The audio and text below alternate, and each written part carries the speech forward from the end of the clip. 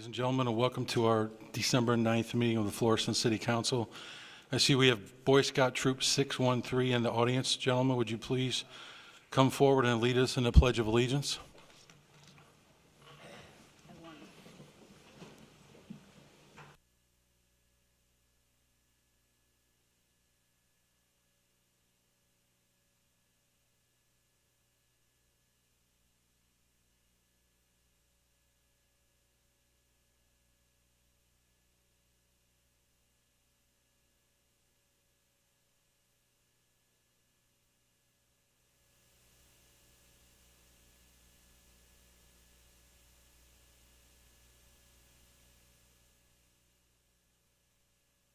Thank you, gentlemen. Clerk, would you please take the roll? Eagan. Here. Caputa. Here. Schildroth. Here. Stinnett. Here. Pagano. Here. Schmidt. Here. Hernandez. Here. Lee. Grib. Here. See, we have a quorum. I call this meeting to order. First on the agenda is approval of the minutes. Do we have any corrections or additions from the November 25th meeting? Seeing none, Mr. Hernandez moves for approval, seconded by Mr. Caputa. All those in favor? Aye. I would like to make a motion to amend the agenda to move our hearing from citizens portion of the meeting to after our commendations report of the meeting. Seconded by Mr. Schmidt. All those in favor? Aye. Thank you, gentlemen. Next on the agenda, we have a special presentation from the Missouri Department of Transportation regarding I-270.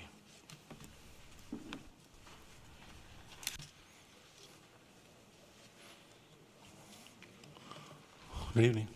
Good evening.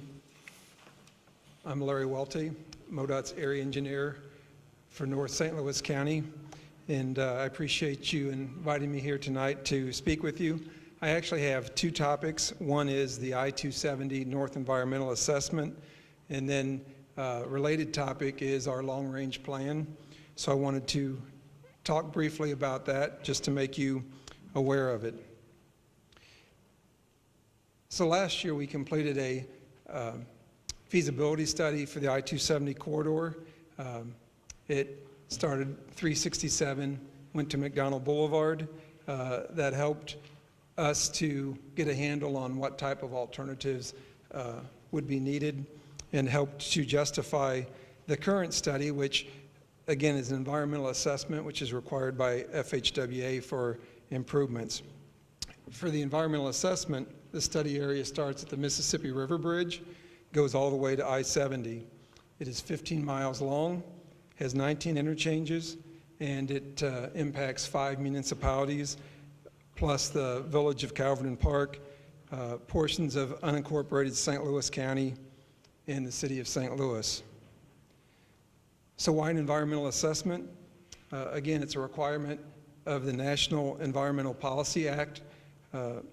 So for improvements that use federal funds, we have to evaluate environmental, social, and economic impacts for that. So environmental impacts are things like noise, parks, wetlands, rivers, streams, and historical sites.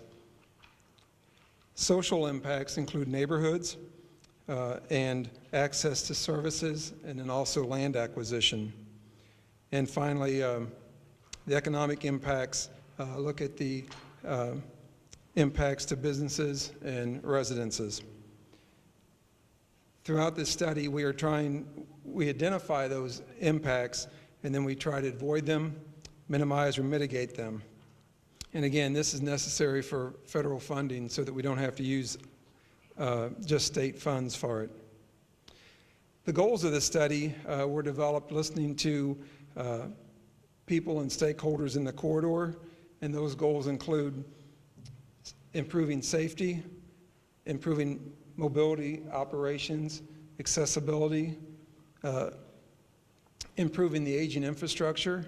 Most of 270 was built in the 60s, so many of the bridges and the pavements are 50 years old and nearing replacement.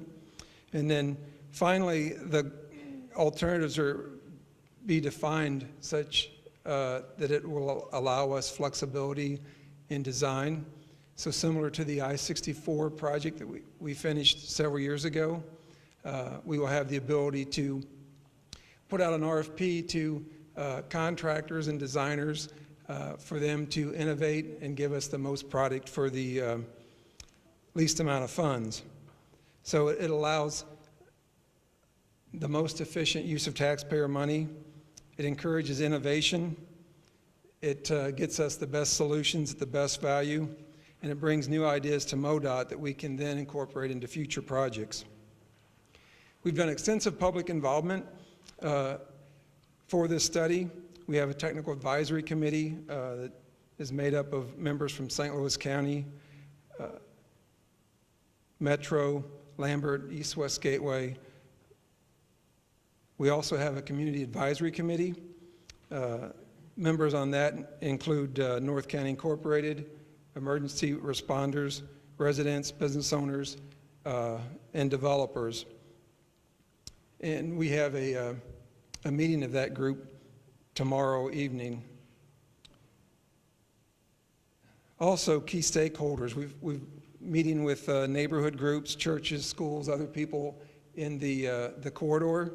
Because just recently we've gotten alternatives for the study, and so we've been meeting with cities.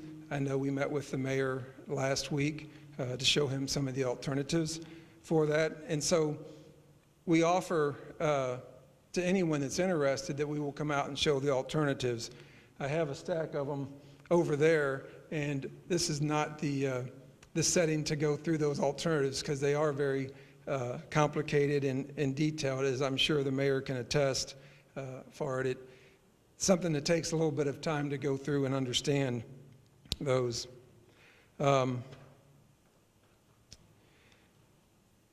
So with a 15-mile corridor, it's a long corridor, and along with our consultants, we have divided it into 11 segments to make it easier to develop the alternatives and to analyze them.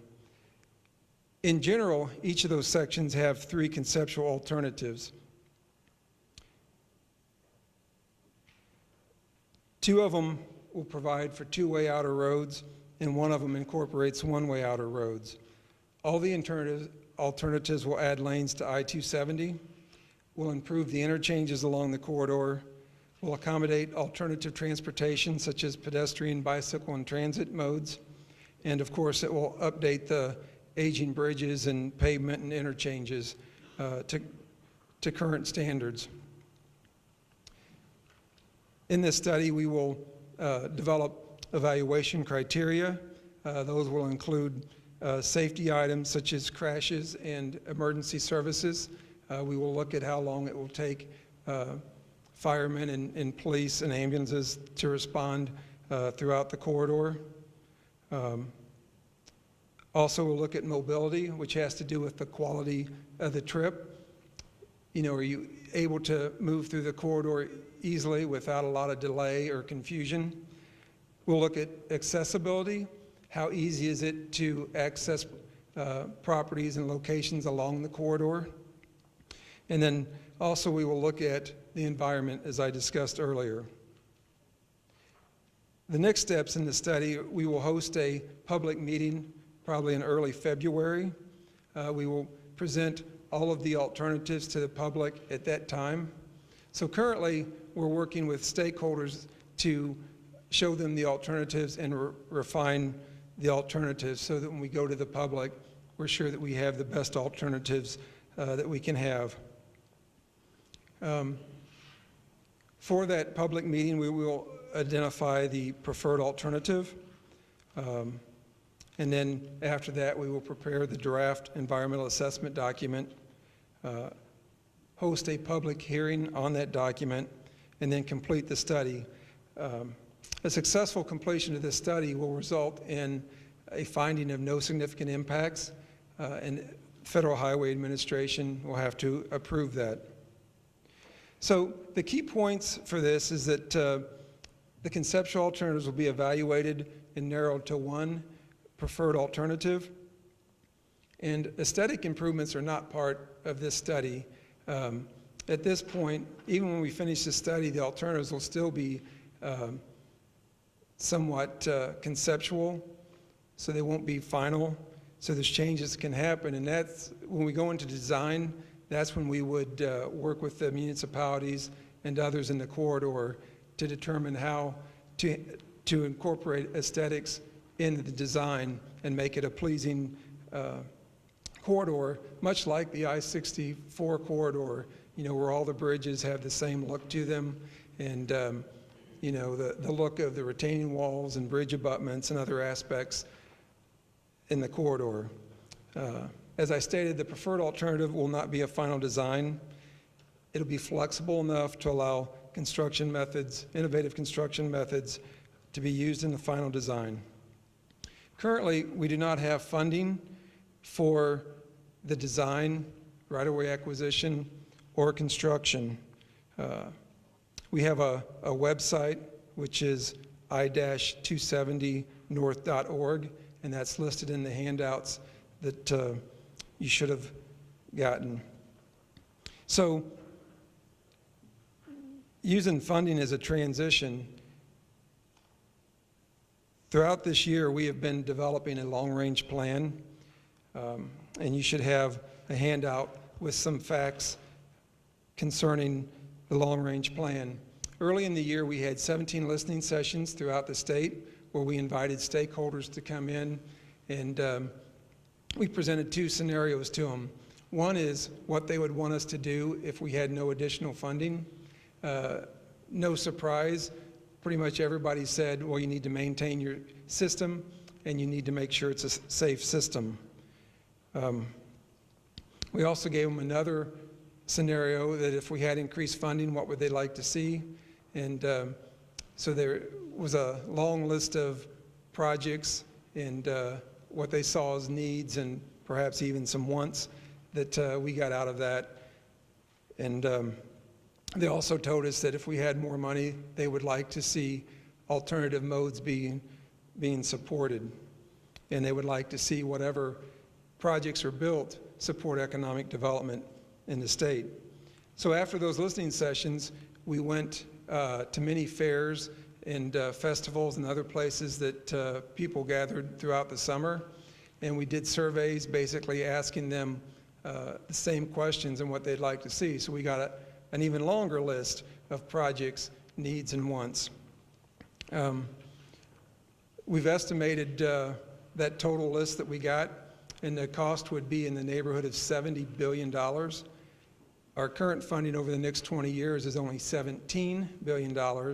So there's a large difference there.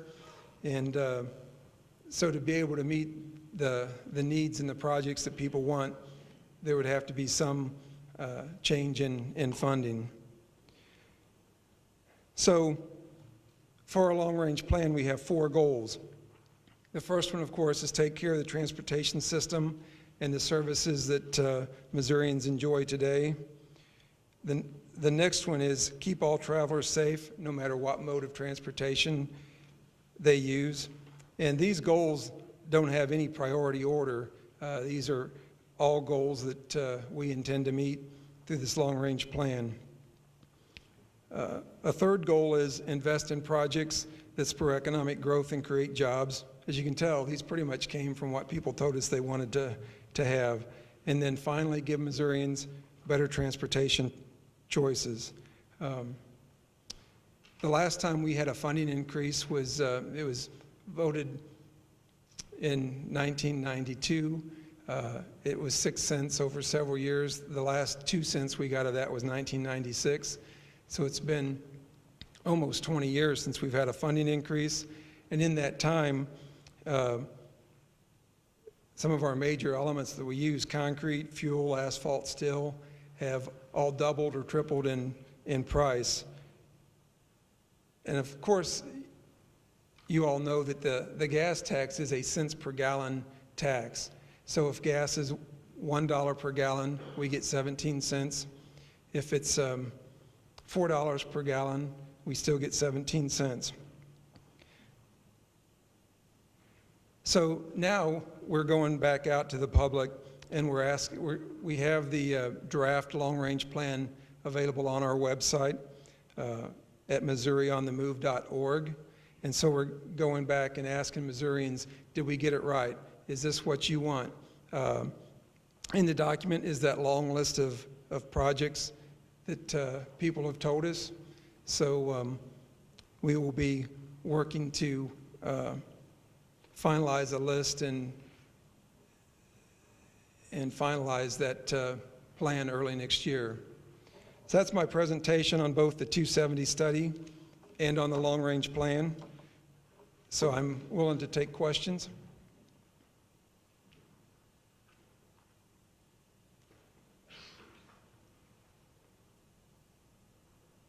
Thank you for your presentation, sir.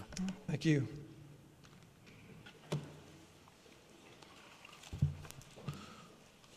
Before we go to our next agenda item, I would like to remind everyone in attendance, if you wish to speak to the council tonight on hearing from citizens, you're to fill out a card that's located right by the front door, right when you walk in right here to the chamber. Thank you. Next on the agenda, we have a resolution, Resolution 966. Resolution of the Mayor and City Council recognizing Mr. Daniel M. Call for 11 years of dedicated volunteer work in the city of Florissant by serving as a member of the Planning and Zoning Commission. Mr. Grib moves for a second reading, seconded by Ms. Pagano. All those in favor? Aye. Resolution of the Mayor and City Council recognizing Mr. Daniel M. Call for 11 years of dedicated volunteer work in the city of Florissant by serving as a member of the Planning and Zoning Commission. Mr. Grib moves for a third reading, seconded by Mr. Caputa. Roll call. Roll call, please. Eagan. Yes. Caputa. Yes. Schildroth. Yes. Stinnett. Yes. Pagano. Schmidt. Hernandez. Lee. Grib. Resolution of the Mayor and City Council recognizing Mr. Daniel M. Call for 11 years of dedicated volunteer work in the city of Florissant by serving as a member of the Planning and Zoning Commission. Before the final vote is taken, is there anyone in attendance that wishes to speak on this? Seeing none, clerk, please poll the council for the final vote. Eagan. Yes. Caputa. Yes. Schildroth. Yes. Stinnett. Yes. Pagano. Schmidt. Hernandez. Lee. Grib. Motion carries. Motion passes. Motion passes. Thank you. Whereas Daniel Call and his wife Marcia were dedicated residents of the city of Florissant with their children Taylor and Madison. Whereas Daniel Call has served as a member of the Planning and Zoning Commission for 11 years. Whereas Daniel Call is known for treating every applicant fairly, impartially, and with respect, he is often relied upon by other members of the commission for guidance. Whereas Daniel Call is an active member of the Sovereign Military Order of the Temple Jerusalem, the Sons of American Revolution, and a merit badge counselor for the Greater St. Louis Area Council of Boy Scouts. Whereas Daniel Call has been a member of the American Society of Civil Engineers, American Institute of Aeronautics and Astronautics, National Contract Management Association, and arbitrator for the Better Business Bureau. Whereas Daniel Call has a Bachelor's of Science in Civil Engineering and a Master of Science in Engineering Management from both from the University of Rolla. Now therefore be it resolved by the Mayor and City Council of the City of Florissant, they hereby express their thanks and appreciation to Daniel M. Call for his 11 years of hard work and dedicated service to the City of Florissant.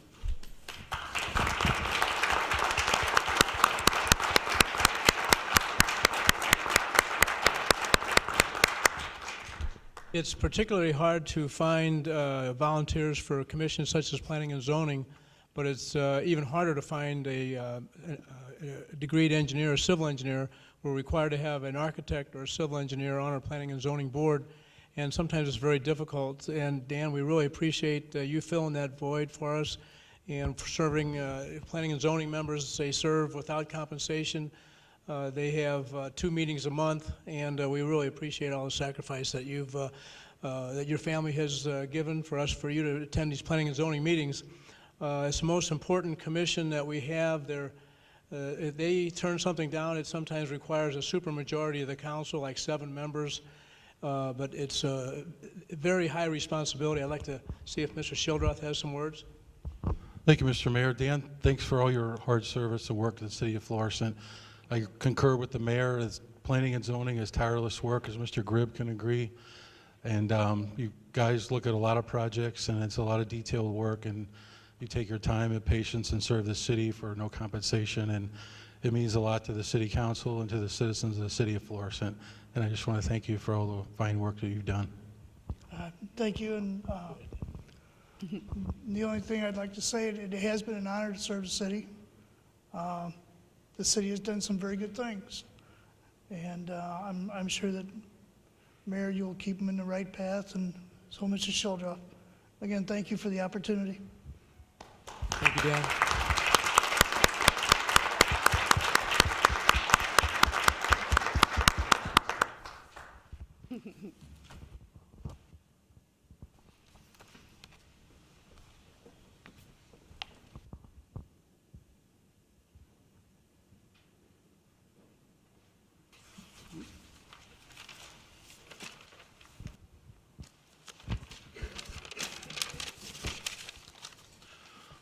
Next on the agenda, we have commendations. Our first presentation is the Hazelwood Central Student Council. With our sincere gratitude for your generous donation to the Florissant Police Department's Explorer program during the 2013 Hazelwood Central football season, your organization worked in the concession stand to raise money to help continue to fund the Explorer program. Through your hard work and dedication, you were able to donate $1,225, which will be used to help us send the Explorers to the 2014 National Law Enforcement Explorer Conference.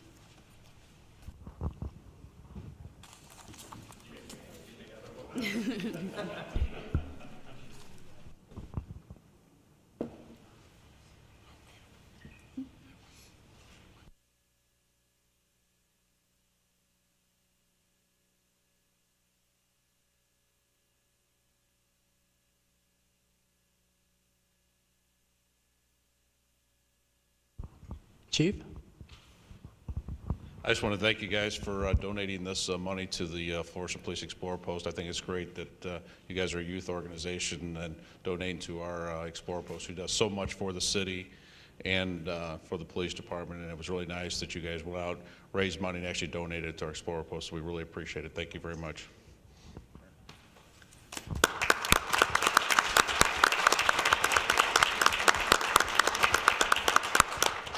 Our Explorers are a very valuable asset to the police department, and they're at very many functions. They were at the Project Liftoff the other night. They've been at many functions, and they kind of help us to kind of keep things under control without really, they're closer to the age of some people that we need to try to monitor. And they're learning to be, they're responsible and learning some of the skills that they'll need as they pursue careers in law enforcement. I think a high percentage of our Explorer Scouts actually pursue careers in law enforcement, and we're grateful for everyone in law enforcement, particularly those young people that are willing to serve and to protect us and to put themselves in harm's way for our benefit. Thank you.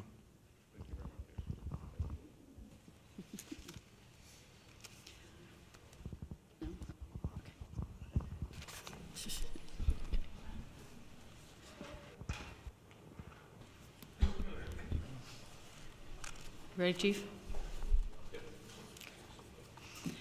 Okay, first commendation is to Officer Tyrone Perry and Officer Andrew Gerwitz and Officer Joshua Smith. On June 25th, 2013, the Florissant Police Department received a call for robbery at the Snook store located on Shackelford. It was reported that 2 store managers had witnessed a subject taking frozen pizzas from the store. As they approached the subject, he flourished a handgun and threatened them. When Officer Perry arrived on the scene, he was able to broadcast vital suspect information to officers in the surrounding area. Officers Smith and Gerwitz responded to the area and located a group of suspicious persons. Officer Smith and Gerwitz were able to locate the suspect in the group and take him into custody without incident. The victims were able to identify the suspect. He also was in possession of the items used during the robbery. Officer Perry was able to obtain a full written confession and secure a felony warrant from a prosecuting attorney's office.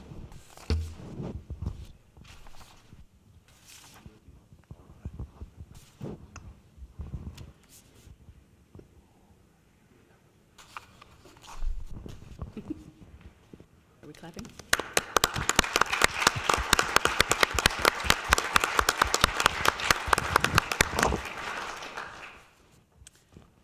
next commendation goes to Officer Andrew Gerwitz.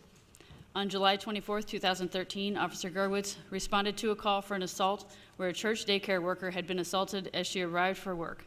By reviewing surveillance footage from the church, he was able to obtain enough information to identify and locate the suspect's vehicle, and then was able to take the suspect into custody. Through his interview of the suspect, Officer Gerwitz was able to obtain a confession and identify 3 other suspects involved. He then took all 3 suspects into custody and obtained confessions from all suspects involved.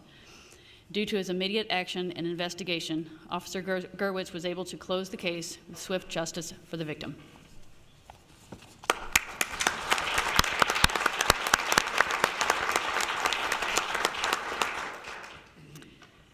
The next commendation goes to Officer Gary Neiman, Officer Michael Ritter, and Detective Joseph Monahan. On August 3, 2013, Officer Neiman responded to Handyman Hardware in reference to a suspect vehicle seen in the area. Employees advised Officer Neiman that they had seen a truck driving slowly by the rental equipment on the lot. They believed the truck resembled the same truck that had been seen on video stealing a very expensive piece of equipment from their lot in May. The following day, while on patrol, Officer Neiman and Officer Ritter observed and stopped the truck, matching the description of the suspicious vehicle. The driver of the truck was arrested, and it was determined that he had an extensive criminal history. Detective Monahan, who assisted in the investigation, interviewed the suspect, who subsequently confessed to the theft from the Handyman Hardware. Through their diligent efforts, a felony theft was cleared, others possibly prevented, and a felon taken off the streets.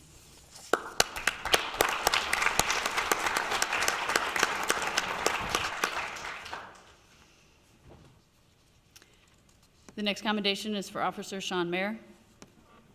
On August 24, 2013, Officer Mayer responded to a call for an armed suicidal suspect. Upon his arrival, he observed a female suspect struggling with a male teenager who was armed with a handgun. Officer Mayer's quick actions, he was able to disarm the teen. The subject was subdued and transported to the hospital for evaluation. Because of Officer Mayer's swift actions, calm demeanor, and professionalism, a very volatile situation was resolved and no one was injured.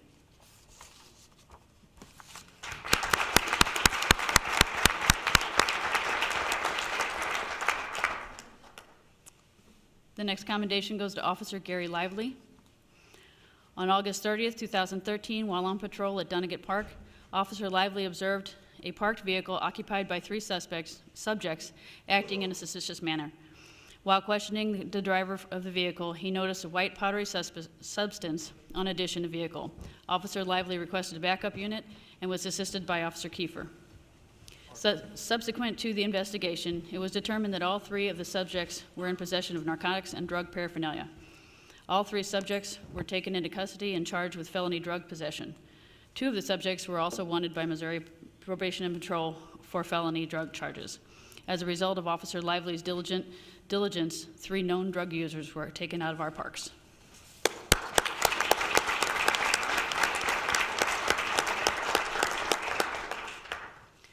The next commendation is to Officer Shannon Bowen. On September 9, 2013, while on patrol, Officer Bowen conducted a traffic stop. While speaking with the driver and passenger of the vehicle, he detected a strong odor of marijuana emanating from the vehicle. A search of the passenger and vehicle revealed several bags of marijuana and 2 pistols, one of them fully loaded, hidden under the seat. Upon further investigation, it was determined that one of the pistols was stolen from Centralia, Illinois. The driver of the vehicle had an extensive arrest history for possession of a controlled substance and felony possession of a firearm. Due to Officer Bowden's dedication and commitment, 2 dangerous individuals were removed from our streets.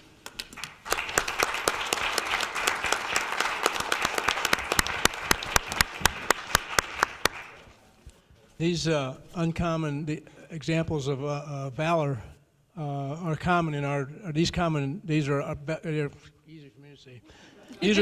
These are common in practice in our police department. We have a history of leadership and integrity.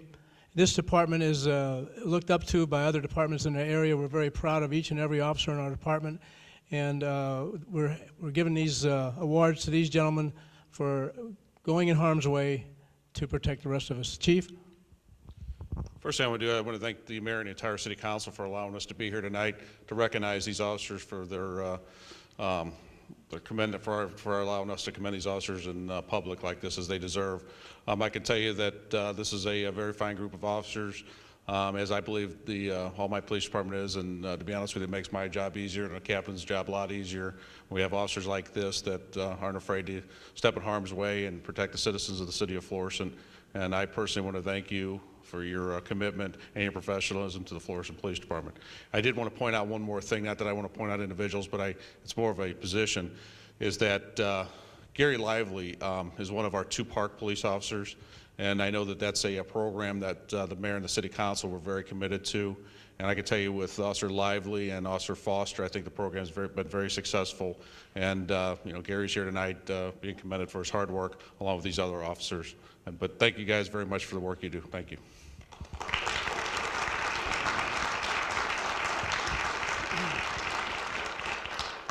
In addition to the valor that we see every day, we also have innovation, and I wanted to congratulate Chief Lowry and his command staff, Captains Bowden, Captains Fagan, and other Captain Fagan. And they are very innovative and thinking outside the box. And this police reserve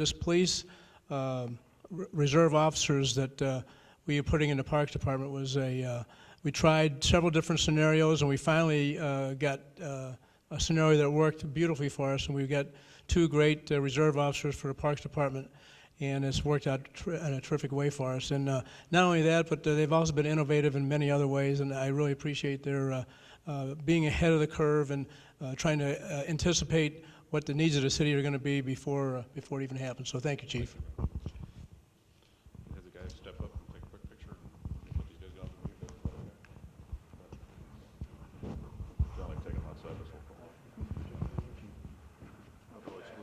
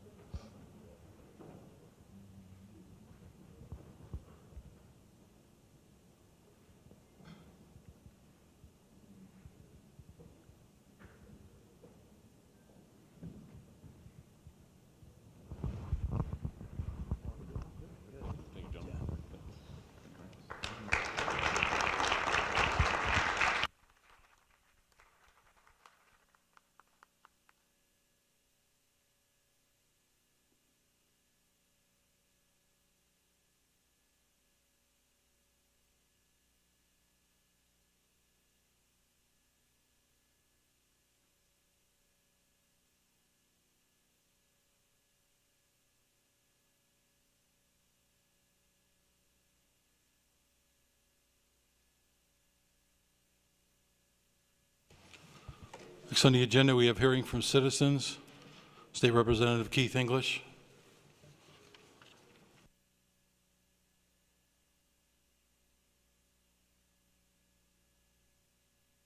Good evening, Mayor, Council. It's good to be home again. I wanted to give you an end-of-the-year briefing. Basically, as you know, I'm home again after we just had a very lengthy discussion about the Boeing project, which would benefit not only the city of Florissant, North County, but Missouri in general. And I want to let you know, what does it mean? You know, we just spent, taxpayers paid us $100,000 for us to go to work. That's the Senate, the House. That's what it costs to get up there and bring jobs. And that's what everybody wants, no matter what side of the aisle you're on. It's jobs, jobs, jobs. But the newspaper might have only told you about 2,000 to 3,000 jobs, but I wanted to go through briefly and tell you exactly the impact on Florissant. Boeing itself, the direct jobs will be about 8,500 jobs. Indirect jobs will be about 1,252 jobs. Those will be suppliers for the Boeing. This will be the project. If we were to receive the whole project, not just the fuselage and the wings, total jobs for the whole project, if the state of Missouri was to get this job, would be 31,207 jobs here in North County. If you could just think, that's just Boeing itself, and then the adverse effects of the businesses that would happen, hotels and housing develop. On the other side, if we were just to get the wing project alone is talking about 9,178 jobs here in North County. Now, when you talk about how big of a building will we need to build, when you talk about construction jobs, the fuselage building alone is 300 acres under one roof, 95 feet tall. That's the fuselage alone. The wing, if we were just to build a wing, and they're talking about piecing this out all over the United States, the wing itself would be 18 million square feet, 45-foot tall building under one roof. If you look at the economic impact of this alone, and I know a lot of you here talk about numbers, the payroll for this, the whole job itself, will be $141 million a year, the payroll. So we really need these jobs, not only in Missouri, but we need them for all of our neighboring states to work together. As I said, I'm glad to be home. Senate Bill 1 passed 127 to 9. It goes to show you that we worked both sides of the aisle. Our governor did an excellent job of explaining exactly what the impact was going to be for the state and also our neighboring states. Last year I came before you when I started pre-filing legislation. I want to let you know what we were looking on. As you heard, MoDOT was here earlier, and I want to thank them for coming forward. I worked very close with the mayor. We had a lot of complaints about MoDOT not maintaining the right-of-ways and byways, and the city of Florissant just didn't have that look that some of our neighboring states did. And working closely with the mayor, we got MoDOT to the table with North County Inc., and you can see a drastic change, not 100% that I like to see, but a drastic change in what we had several years ago. This year, I've been very hard at work over the summer working on some interim committees. As many of you know, I'll be filing 25 bills that will impact North County. Those bills have to do with TIFs. A lot of you know the impacts that TIFs have on North County, and a lot of TIFs have been fought between municipalities.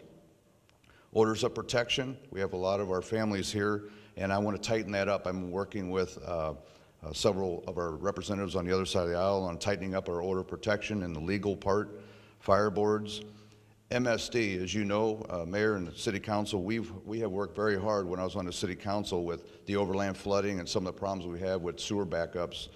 And it's sad to say that we've had this in some of our areas close to the creeks where our basements had backed up.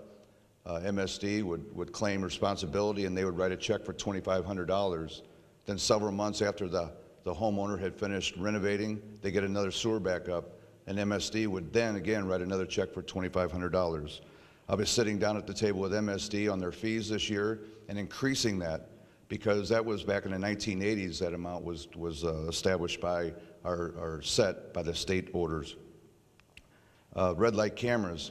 We've had many people come before you on the City Council talking about red light cameras. I have 3 bills proposed, not to eliminate, as we know that the Supreme Court has ruled them constitutional, but I believe that if we look at red light cameras and the fees, that a portion of that should go towards our driver's education across the state of Missouri.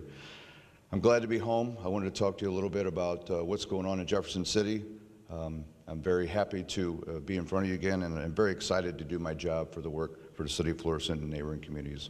Thank you very again for this opportunity. Have a great night, and Merry Christmas. Thank you, Mr. English.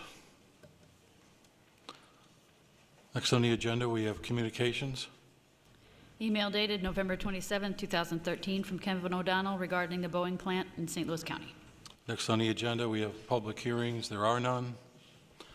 Next on the agenda, we have old business. Second readings, Bill 8943. Petitioner has asked for a postponement. I'll make a motion to postpone, second by Mr. Lee, to our January 13th meeting. All those in favor? Aye. Thank you.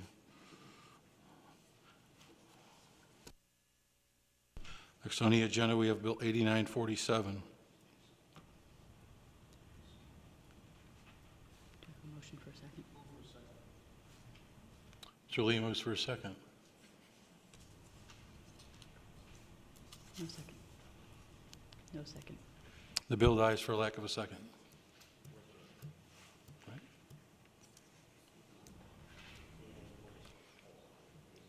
Next on the agenda, we have Bill 8966. Mr. Grib moves for a second, second by Mr. Schmidt. All those in favor? Aye. Ordinance to rezone for Wallace Petroleum, LC, the property located at 475 North Highway 67 from a B3 extensive commercial district to B5 planned commercial district to allow for construction and operation of a car wash. Mr. Grib moves for a third reading, second by Mr. Stinnett. Roll the council, please. Roll call. No. All in favor? All in favor? Aye.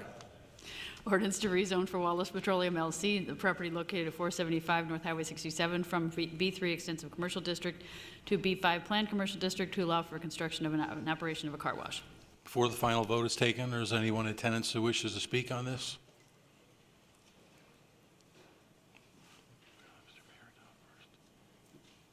Mr. Mayor? Yeah, I'd just like to thank Mr. Grib for his assistance. This was a outside-the-box project. This is a first of its kind in the state of Missouri, probably in our region. This is a mostly glass building, or it's going to look like glass. I think it's an alternative material. And so it required planning and zoning to think outside the box, and I'd like to thank Mr. Grib for his assistance with planning and zoning and with the developer and meeting with our economic development director, Bob Russell. I think this is going to be a tremendous addition to the city of Florissant. It's going to be exciting. On Lindbergh, it's going to raise the bar on car washes in this area, and it's going to be built on a piece of land that has been underdeveloped or undeveloped since Commerce Bank left. So thank you for your help, Mr. Grib. I too would like to thank Planning and Zoning and Mr. Grib and the petitioner for getting together on this project. Clerk, please poll the council for the final vote. Eagan? Yes. Caputa? Yes. Schildroth? Yes. Stinnett? Yes. Pagano? Yes. Schmidt? Yes. Hernandez? Lee? Yes. Grib? Bill 8966 becomes ordinance number 8016. Next on the agenda, we have new business, board appointments. Seeing none, next we have bills for first reading. Bill E 8967. Ordinance authorizing appropriation of $500,000 from the Property Revitalization Fund to budget account number 1050 Professional Services for expenses associated with the Property Acquisition Program and the Homeowners Assistance Program. I'll move for a second reading, second by Mr. Grib. All those in favor? Aye. Opposed? Ordinance authorizing appropriation of $500,000 from Property Revitalization Fund to budget account number 1050 Professional Services for expenses associated with the Property Acquisition Program and the Homeowners Assistance Program. I'll move for a third reading, second by Mr. Caputa. Roll call. Roll call. Eagan? Yes. Caputa? Yes. Schildroth? Yes. Stinnett? Yes. Pagano? Yes. Schmidt? Yes. Hernandez? Yes. Lee? Grib? Ordinance authorizing an appropriation of $500,000 from the Property Revitalization Fund to budget account number 1050 Professional Services for expenses associated with the Property Acquisition Program and the Homeowners Assistance Program. Mr. Stinnett? I just wanted to ask the question. We're going to move these funds into the 1050 Professional Services account. Why are we using that account? Is there anybody here can answer that? It's the professional services account that is specifically for the Revitalization Fund. When we Only. say that, does that mean that that will be reported separately on a monthly, all expenditures, all revenues? Yes, sir. Okay, thank you. Thank you, Mr. Stinnett. Mr. Mayor?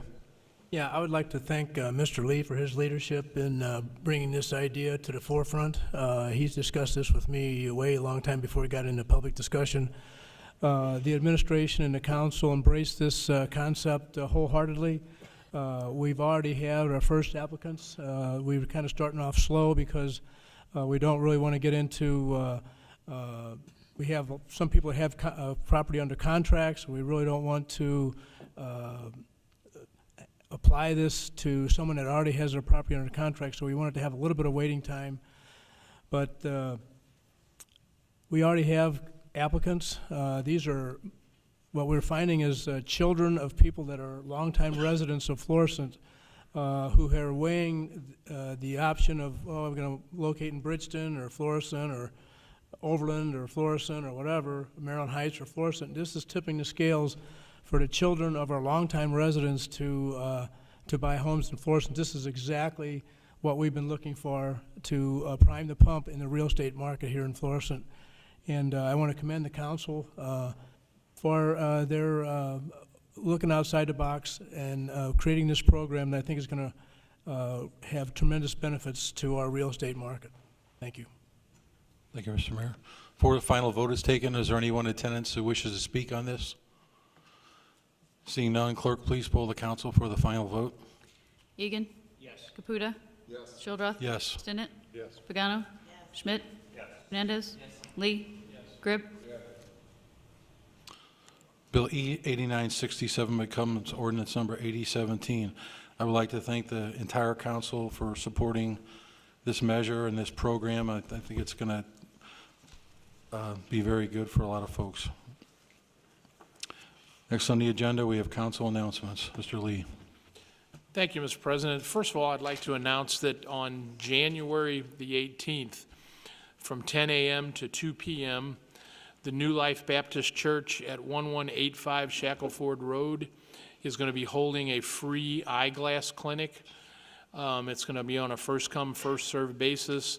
You must be 15 years age or older. And if anyone's interested in that and they'd like to get a hold of the church, is 837-0626. I'd also like to take this opportunity just to wish everyone a very Merry Christmas and a safe and happy New Year. And also keep in mind our servicemen and women that are going to be serving to keep us safe and make sure we have a good Christmas and a safe Christmas. So thank you very much, and we'll see you all next year. Thank you, Mr. Lee. Mr. Eagan. Thank you. I concur with Mr. Lee. I want to wish everyone a very happy holiday season. Even more importantly than that, I want to wish my lovely bride of 25 years a very happy birthday. I'm not going to disclose her age today. That's a sunshine law violation in the Eagan house. Happy birthday, sweetie. Thank you, Mr. Eagan. Mr. Caputa. Thank you, Mr. President. Yes, I would like to wish everybody a Merry Christmas and Happy New Year and have happy holidays. And just a reminder, January 6th, the Recycle Center at St. Ferdinand Park is going to close. So just remember that. Now we do all our recycling curbside. Thank you. Thank you, Mr. Caputa. Mr. Stinnett. Thank you. From the Stinnett household to the residents of Ward 6 and the city of Florissant, we wish each of you a Merry Christmas and a blessed New Year. Thank you, Mr. Stinnett. Mr. Hernandez. Yes, and I concur with everybody in the council. Hope everybody has a great Christmas and a safe holiday. And as we say in Spanish, Feliz Navidad. Thank you, Mr. Hernandez. Mr. Schmidt. Thank you, Mr. President. I just thought you were going right down the line. Oh, okay. I'll do it afterwards. Okay, then never mind. Well, Merry Thanks. Christmas. Okay. Merry Christmas. Mr. Grib. I thought you were going right down the line, too. We're going to do that after. Afterwards, I think. But in any case, I would like to wish everyone a happy holiday season, a Merry Christmas, and a very happy, prosperous, and healthy New Year. Thank you, Mr. Grib. I will hold off on my holiday wishes until after the meeting, but I would like to wish my wife a happy anniversary tomorrow. We've been married 32 years. Mr. Mayor.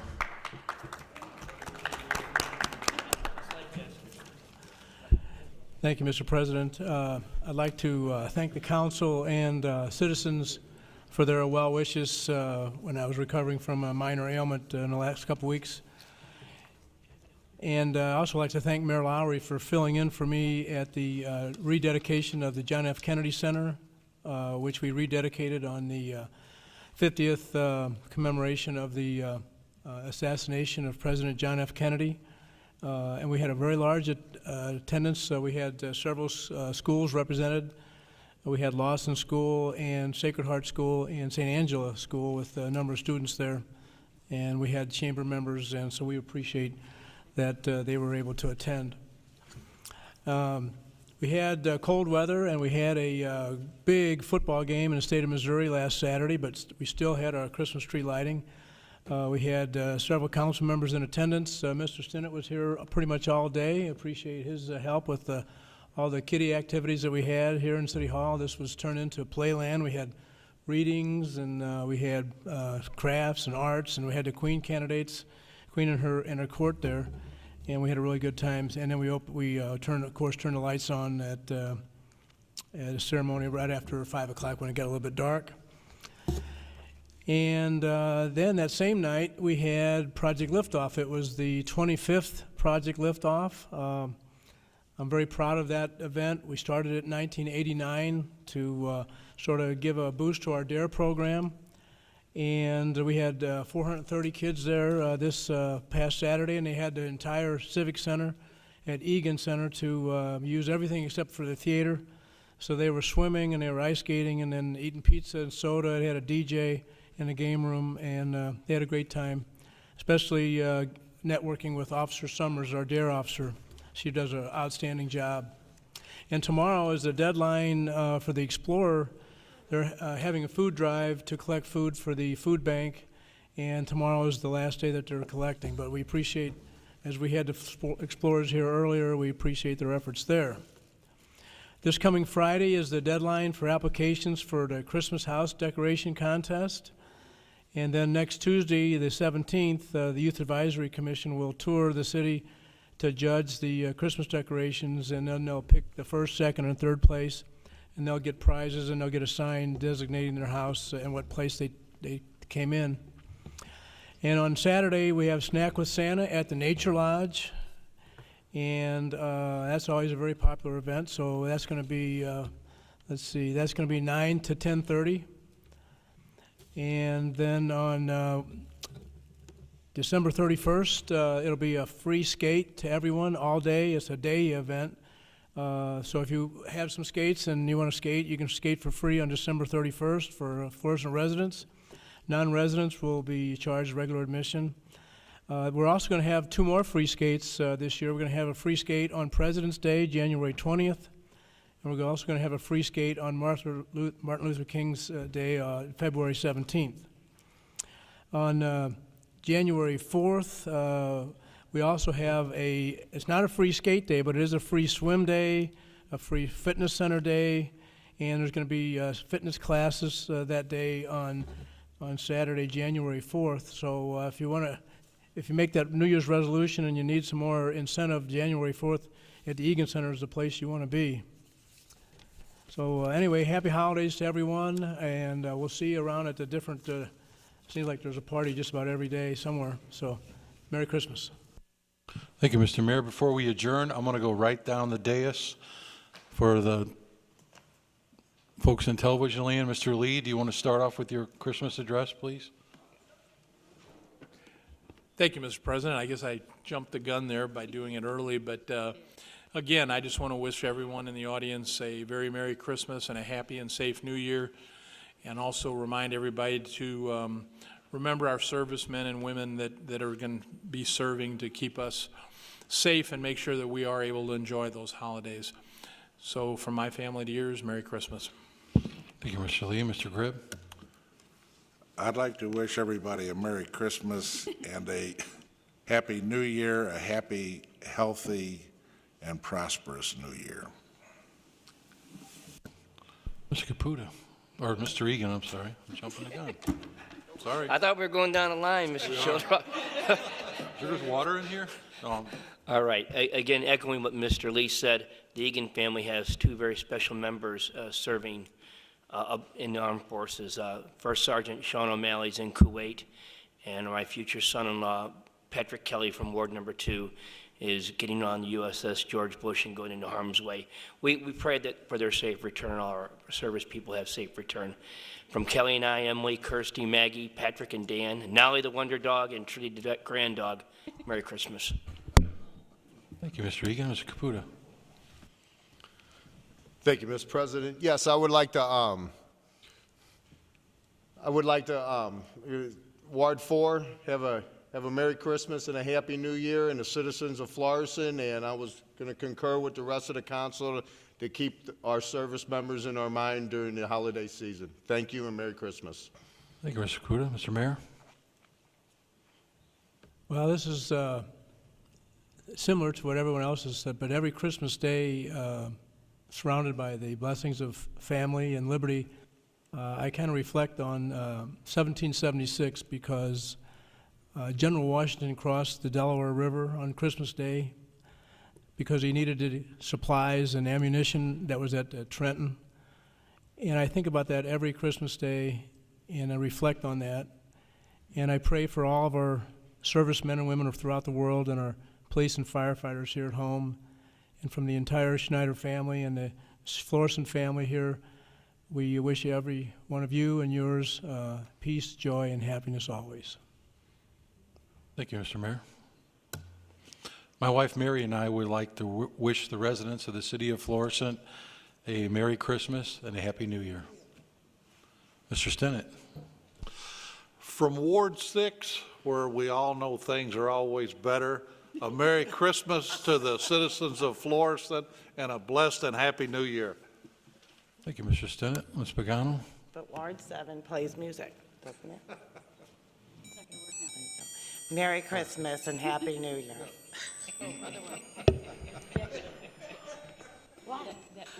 Oh, I looked wrong. Imagine that. That's okay. Put on the blooper tape. You were doing that far. Ward 7. I always take it. Ward 7. Merry Christmas and Happy New Year. Thank you. Mr. Schmidt. That's how fact to follow.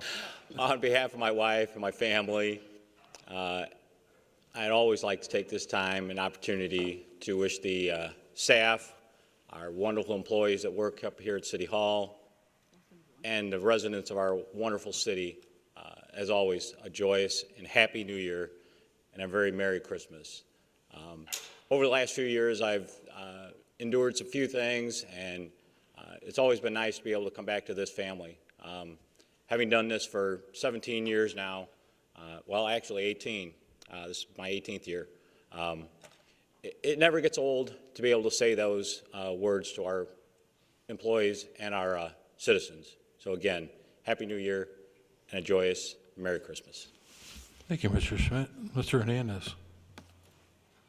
On the behalf of the Hernandez family, my wife Chris, my son Lucas, Logan, and our daughter Lydia, and there's Lucy, and there's Chase. Happy holidays, be safe, enjoy, and Feliz Navidad. Mr. Hessel, I want to put you on the spot. Well, thank you very much for allowing me to wish everyone within the city of Florissant a very Merry Christmas and a very Happy New Year as well.